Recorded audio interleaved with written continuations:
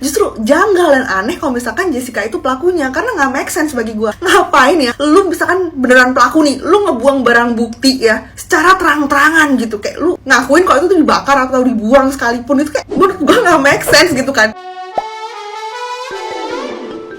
Hola netizen yang tercinta, Edi Darmawan ayah Mirna Salihin kembali ramai. Apalagi sejak Netflix menayangkan film dokumenternya yakni Ice Cold Murder Coffee and Jessica Wongso. Begitu pula nama pakar psikologi forensik Reza Indragiri yang pernah mengungkap kejanggalan kematian Wayan Mirna kembali terseret. Pasalnya, ayah Edi Darmawan mengaku kepada publik kalau dirinya lah yang menyelipkan uang ke dalam tas Reza Indragiri beberapa tahun silam. Kepada Karni Ilyas di podcastnya, Edi Darmawan menyebut uang itu diberikannya untuk ongkos transportasi Reza. Namun uang itu diserahkan ke KPK lantaran menurutnya tidak bertuan. Terkait pengakuan Edi Darmawan itu, Reza Indragiri malah mengaku tidak hanya uang sogokan yang ia terima, melainkan juga ancaman bahkan dari salah satu tokoh berpengaruh di instansi pemerintahan. Disebut Reza ia menerima tekanan psikologis bernada ancaman. Yang mengejutkan, dia ini ternyata pejabat di salah satu lembaga negara. Reza menyebut dirinya diminta berhenti bicara soal kasus Jessica di publik. Setelah ditantang untuk menunjukkan bukti, sosok itu kata Reza tidak muncul lagi. Namun anehnya setelah sekian lama sosok yang mengancam itu kembali menelpon, namun untuk kasus yang lain. Ia mengatakan karena hal itu akhirnya ia mengambil kesimpulan bahwa ada sesuatu yang berbau amis dalam dua kasus ini. Nah, gimana nih menurut netizen yang maha benar? Silahkan berkomentar ya. Kenapa Pak takut? Takut keduanya terbongkar. Jadi ceritanya Opung Hakim ini itu melarang Pak Oto untuk menyebarkan pendapatnya melalui media sosial ataupun secara live gitu melalui podcast. Bukan pendapat sih sebenarnya, lebih ke fakta. Fakta yang belum banyak masyarakat ketahui, yang selama ini itu tertutupi oleh informasi hoax yang disebarkan melalui pertelevisian Indonesia. Jujur gue pribadi sebenarnya menghormati keputusan hakim ya. Tapi Bung, semakin lu ngelarang gitu, semakin kita netizen itu makin gak percaya sama hukum keadilan di Indonesia ini. Nah, banyak netizen bahkan masyarakat Indonesia bertanya dari mana sih asalnya bahwa si Jessica menaruh kopi sianida di gelasnya Mirna, atau intinya si Jessica pembunuh daripada Mirna gitu loh. Nah, jelas di sini ini cerita Pak Edi Solikin ya. Dia bilang Pak Edi Solikin, Bapak Krisnamurti, bahkan Tito Karnavian ada di Polda, mereka bertiga. Nah, waktu Pak Edi Solikin menunjukkan suatu video, katanya langsung Pak Tito kaget gitu loh, langsung kaget sekali panas gitu loh, bahwa ini akan menjadi ramai scientific, kata Pak Tito ya, bukan kata saya. Jadi saya bukan menuduh, tetapi kecurigaan itu adalah awalnya dari sini. Mencak-mencak dah tuduh si Edi Solikin dah, langsung deh semua diatur sedemikian rupa. Betul apa betul sih? Para netizen, tolong ya netizen ya, bagaimana menurut pendapat netizen?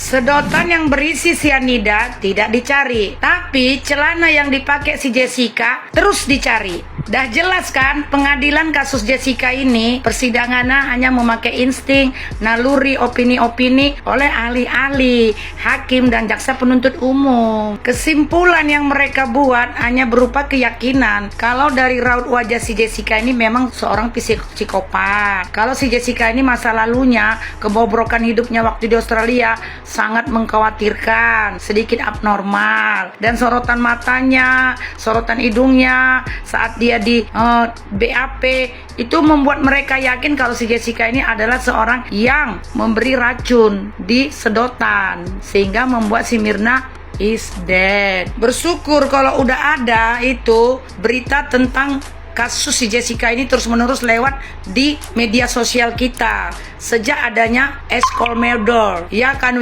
si Otto, pengacara dan kuasa hukum si Jessica, berpacu untuk mengumpulkan semua advokat, pengacara, kuasa hukum yang ada di bangsa Indonesia ini untuk menggempur supaya hukum di bangsa ini benar-benar ditegakkan. Kalau si hakim kemarin buat satu keputusan yang hanya pakai naluri, pakai insting, udah 1 bulan kayaknya aku lihat kalau banyak mereka-mereka yang ada di akun-akun di TikTok dan Snack Video ini ini membuktikan kalau si Mirna itu tidak ada kena sianida, tapi ada oknum juga mengatakan kalau dia benar-benar kena sianida.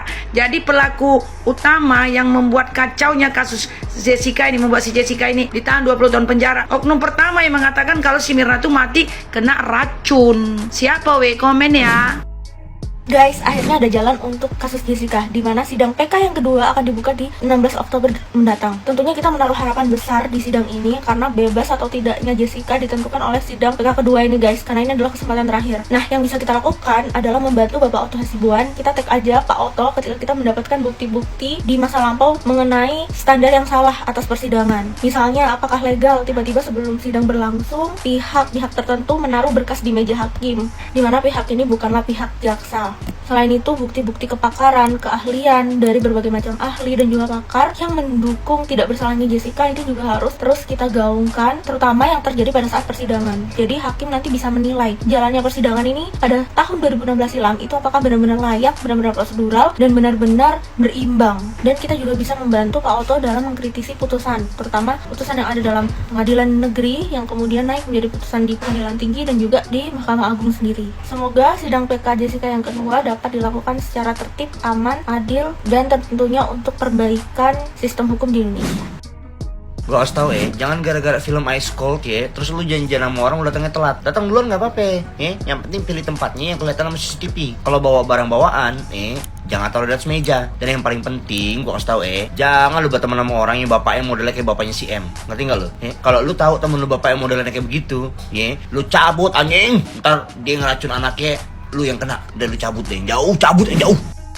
Perkara Jessica buang celana ya. Ini kalau gue di posisi Jessica pun gue akan melakukan hal yang sama by the way. Ya, dengan Jessica membuang celananya ya, semua orang pasti beranggapan dan berasumsi kalau misalkan Jessica itu pelakunya, karena di celananya tuh pasti ada something gitu kan. Nah, kalau bagi gue ya, bagi kacamata gue justru enggak. Justru janggal dan aneh kalau misalkan Jessica itu pelakunya, karena nggak make sense bagi gue. Ngapain ya, lu misalkan beneran pelaku nih, lu ngebuang barang bukti ya secara terang-terangan gitu, kayak lu ngakuin kalau itu tuh dibakar atau dibuang sekalipun, itu kayak menurut gue nggak make sense gitu kan. Untuk apa ya orang tolol mana gitu kan yang menempatkan diri dia tuh sebagai tersangka terang-terangan gitu. Menurut gue tuh aneh gitu. Jadi kalau misalkan Jessica itu beralasan kalau misalkan celananya tuh sobek terus makanya dia buang ya, bagi gue make sense justru, karena gue akan melakukan hal yang sama kalau misalkan ya itu terjadi di gue gitu. Ngapain gue koleksi barang yang udah sobek gitu kan, apalagi misalkan gue berduit nih notabene, ngapain disimpen, buang.